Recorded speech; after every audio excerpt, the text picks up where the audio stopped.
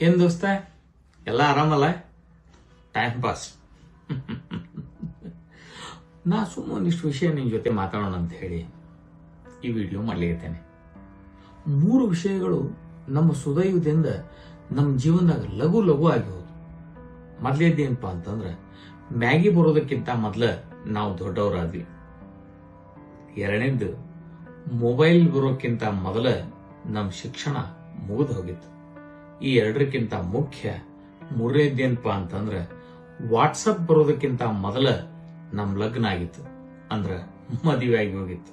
ನಮ್ ಸಾಲಿದಿಂದಾಗ ಇಂಗ್ಲಿಷದ್ದು ಅಷ್ಟೇನು ಲಫಡ ಇರಲಿಲ್ಲ. ABC ಇಂದ ಶುರು ಆಗ್ತಿತ್ತು, XYZ ಮುಗಿದು ಹೋಗ್ಬಿಡ್ತಿತ್ತು. ಆದ್ರೆ ಈಗಿನ ಇಂಗ್ಲಿಷ್ ಏನಾಗಿದ್ದು, ABP news, CID, MRI, x-ray, scanning, blood, sugar, HbA1c. ಈಗಿನ ಕಾಲದ ಇಂಗ್ಲಿಷ್ ಬಹಳ ವಿಚಿತ್ರ ಅದ. ಖರೆ ಹೇಳ್ತೇನೆ, ನಾವು 5ನೇ ಕ್ಲಾಸಿಗೆ ಬಂದಾಗ ನಮ್ ಇಂಗ್ಲಿಷ್ ಹೆಂಗಂತಂದ್ರ this is Gopal, that is Sita ಅಂತ ಈ ವಾಕ್ಯಗಳನ್ನ ಹೇಳ್ಬಿಟ್ರ ಶಾಲೆಗೆ ವಾಕ್ಯ ಕೊಟ್ಬಿಡೋರು. ಮನೆಗೆ ಬಂದು ಇದ ವಾಕ್ಯನ ಅವನಿದ್ರಿಗೆ ಅಂದು ತೋರಿಸಿದಾಗ ಅವ್ವ ಬರ್ಸೆಳೆದಪ್ಪಿ ಲೊಚ ಲೊಚ ಮುತ್ತು ಕೊಡಕ್ಕೆ ಎಂಥ ಸೌಭಾಗ್ಯ ಗೊತ್ತೇನ. ಮತ್ತ ಆ ಸೌಭಾಗ್ಯ ಪಡೆದ ನಾವ ಧನ್ಯರು. ನಾವು ಆ ವಾಕ್ಯ ಹೇಳಿ ಮುಗಿಸಿದ ಮೇಲೆ ನಮ್ಮವ್ವ ನಮ್ಮ ಕಡೆ ಅತ್ಯಂತ ಅಭಿಮಾನದಿಂದ ನೋಡಕ್ಕೆ, ಆ ಅಭಿಮಾನದ ನೋಟದಾಗ ನಮಗೆ ಏಕದಮ್ ನಾವು ಕಂಡಕ್ಟರ್ ಆಗೇವಿ ಅಂತ ಅನ್ಸೋದು. ಅದ್ಯಾಕೆ ಕಂಡಕ್ಟರ್ ಅಂತ ಹೇಳ್ತಿದ್ವೋ ಗೊತ್ತಿಲ್ಲ. ನಾವು ಸಣ್ಣವ್ರಿದ್ದಾಗ ಹಿರಿಯರ್ ನಮ್ಮನ್ನು ಬಂದು ಕೇಳಿದ್ಕೂಳೆ, ತಮ್ಮ ನಿಮ್ ಮುಂದ್ ದೊಡ್ಡ ಮೇಲೆ ಏನಾಗ್ತಿ, ಏನ್ ಮಾಡಾವಿದ್ದಿ ಅಂತ ಕೇಳಿದ್ರ ಕಂಡಕ್ಟರ್ ಇಲ್ಲ ಪೊಲೀಸ್ ಅಂತ ಹೇಳ್ತಿದ್ವಿ. ಯಾಕೋ ಗೊತ್ತಿಲ್ಲ, ನಿಮಗ್ ಸುಳ್ಳು ಅನಿಸ್ಬಹುದು. ನಾವು 10ನೇ ಪಾಸ್ ಆದಾಗ ಅಂದ್ರ ಮ್ಯಾಟ್ರಿಕ್ ಮುಗಿಸಿದಾಗ ಪರ್ಸಂಟೇಜ್ ಎಷ್ಟಾತು ಅಂತ ಯಾರ್ಯಾರು ಕೇಳ್ತಿದ್ದಿಲ್ಲ. ಆ ಕೇಳೋದು ಬ್ಯಾರೇನ ಇತ್ತು. ಆಗೇನ್ ಕೇಳ್ತಿದ್ರಂದ್ರ ಎಲ್ಲಾ ವಿಷಯ ಒಂದ ಹೊಡೆತಕ್ಕ ಮುಗಿಸಿಯಲ್ಲ, ಯಾವುದು ಉಳಿಸಿಲ್ಲಲ್ಲ ಅಂತ. ನಾವು ಹ್ಞೂ ಅಂತಂದ್ರ ಅವ್ರಿಗೆ ಎಷ್ಟು ಆನಂದ ಆಗೋದ್ರಿ. ಮತ್ ನಮಗ ಅವ್ರಿಗೆ ಅಷ್ಟ ಅಲ್ಲ, ಇಡೀ ಊರಿಗೆ ಆನಂದ ಆಗೋದು. ನೋಡ್ರಿ, ಎಂತ ಸಣ್ಣ ವಿಷಯ ಎಷ್ಟು ದೊಡ್ಡ ಆನಂದಕ್ಕೆ ಕಾರಣ ಆಗೋದು ಅಂತ. ನೋಡ್ರಲ್ಲ, ಊರಿಗೆ ಆನಂದ ನೀಡುವಂತ ವಿಷಯ ಎಷ್ಟು ಸಣ್ಣದು, ಎಷ್ಟು ಪುಟ್ಟದು ಅಂತ. ಈಗೆಲ್ಲ ವಿಶಾಲ, ಈಗೆಲ್ಲ ವಿಸ್ತೃತ, ಈಗೆಲ್ಲ ಗಹನ. ವಿಷಯ ವಿಸ್ತೃತವಾಗಿ ವಿಶಾಲ ಆಗಿ ಗಹನ ಆದಾಗ ಆನಂದ ನೀಡುವುದಿಲ್ಲ, ದುಃಖ ಕೊಡುತ್ತದ.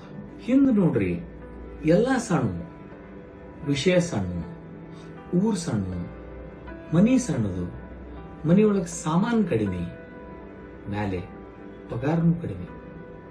ಪಗಾರ ಕಡಿಮೆ ಇದ್ದಾಗ ತಿಂಗಳಾಂತ್ಯಕ್ಕೆ ಅಂದ್ರೆ ಕಡಿವಾರದಾಗ ಕಡಿಕೆ ಚಾಲು, ತಂಗಿ ಆಗೋದು, ತ್ರಾಸ ಆಗೋದು.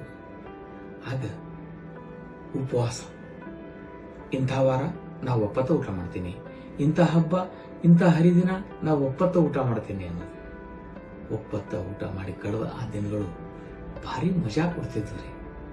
ನೆನಪು ಮಾಡ್ಕೋರಿ, ಅಂಥ ಉಪವಾಸದ ವನವಾಸದ ದಿನದಾಗನು ಯಾರು ಓಣ್ಯಾಗ ಗಂಟು ಮಾರಿ ಹಾಕೊಂಡು ದುಃಖ ದುಮ್ಮಾನ ತುಂಬಿಕೊಂಡು ಇಲ್ಲ ಮಾರಿ ಸಿಂಡ್ರಿಸ್ಕೊಂಡು ಓಡಾಡ್ತಿದ್ದಿಲ್ಲ.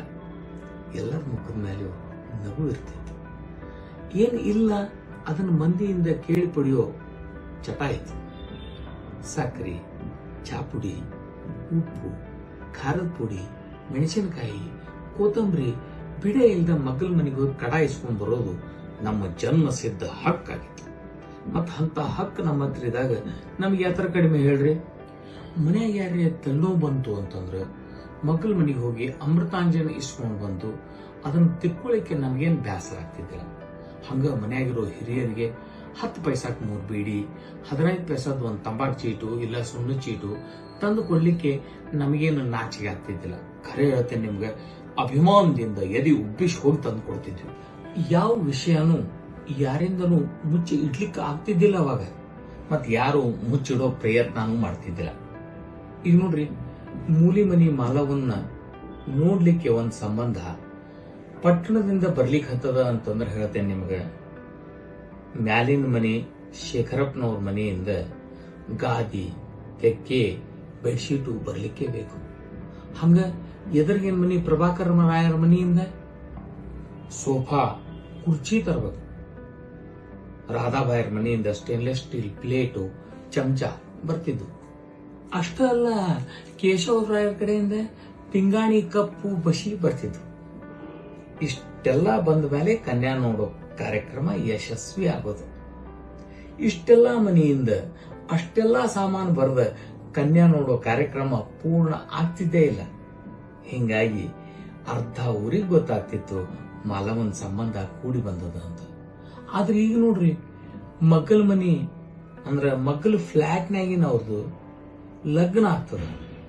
ಅವರು ಡಾನ್ಸಿಂಗ್ ವಿಡಿಯೋ ತಮ್ಮ ಸ್ಟೇಟಸ್ನ್ಯಾಗ ಹಾಕಿದಾಗ ನಮ್ಗೆ ಗೊತ್ತಾಗ್ತದ ನಮ್ ಗ್ವಾಡಿ ಆ ಕಡೆ ಇರೋರ್ ಮನಿ ಒಳಗ ಲಗ್ನ ಆತು ಅಂತ. ಹೌದ್ರಿ, ಆಗಿನ ಕೊಡುಕೊಳ್ಳುವಿಕೆಯೊಳಗ ಆತ್ಮೀಯತದಾಗ ಪ್ರೀತಿ ವಿಶ್ವಾಸ ಮತ್ತು ಗೆಳತನದಾಗನ ಶ್ರೀಮಂತಿಕೆ ಇತ್ತು. ಈಗ ಅದಕ್ಕೆ ಇದನ್ನ ನಾ ಎದಕ್ಕೆ ಹೇಳಿಗತ್ತೀನಿ ಅಂತಂತಂದ್ರೆ, ಅದನ್ನ ನಾವು ಜತನದಿಂದ ಮತ್ತೆ ಕಾಪಾಡಿಕೊಳ್ಳೋಣ, ಮುಂದುವರಿಸಿಕೊಳ್ಳೋಣ. ಗೆಳೆಯರ ಜೊತೆ ಭೇಟಿ ಆಗ್ರಿ, ಮಾತಾಡ್ರಿ, ಸಾಧ್ಯ ಆದ್ರೆ ಕೇಳ್ರಿ ಅವ್ರನ್ನ. ಊಟ ತಿಂದೋಸ್ತ ಆರಾಮಿದೆಯಲ್ಲ, ಎಲ್ಲಿ ದುಃಖ ನೋವು ಏನು ಇಲ್ಲಲ್ಲ. ಈ ನಿಮ್ಮ ಪ್ರಶ್ನೆಯ ಸುಮಧುರ ಶಬ್ದಗಳನ್ನ ಕೇಳಿ ಮತ್ತ ಬದುಕಿನಾಗ ಜೀವಂತಿಕೆ ಹುಟ್ಟಿ ಬರ್ತದೆ. ಎಲ್ಲರ ಜೀವನದಾಗೂ ಜೀವಂತಿಕೆ ಹುಟ್ಟಿ ಬರಲಿ ಅಂತ ಆಶಿಸ್ತೇನೆ.